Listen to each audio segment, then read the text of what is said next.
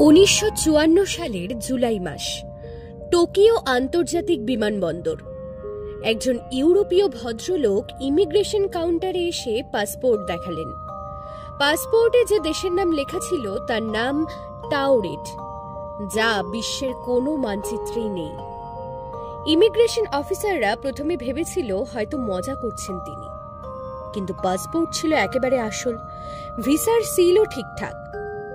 আর ভদ্রলোক দাবি করলেন তার দেশ টাউরেড 1000 বছরের পুরনো, ফ্রান্স আর স্পেনের মাঝেই অবস্থিত। প্রমাণ করতে তিনি তার দেশের মানচিত্র চাইলে অফিসাররা বিশ্ব মানচিত্র দেখালেন, কিন্তু সেখানে কোনো টাউরেড নেই। অবাক হয়ে তিনি বললেন, এটা কিভাবে সম্ভব? আমি তো আজ সকালে সেখান থেকে এসেছি। তাকে হোটেলে রাখা হলো তদন্ত শেষ হওয়া পর্যন্ত, কিন্তু পরের দিন সকালে দরজা ভেতর থেকে বন্ধ থাকা সত্ত্বেও তিনি উধাও। তার লাগেজ, কাগজপত্র সব অদৃশ্য হয়ে গেল, যেন তিনি কখনো ছিলেনই না। প্রশ্ন হচ্ছে, তিনি কি অন্য কোনো সমান্তরাল জগৎ থেকে এসেছিলেন, নাকি সময় ও বাস্তবতার মাঝের কোনো ফাঁক দিয়ে হঠাৎই এখানে এসে পড়েছিলেন? আর যদি তাই হয়, তাহলে তিনি আবার সেই জগতে ফিরে গেলেন কিভাবে?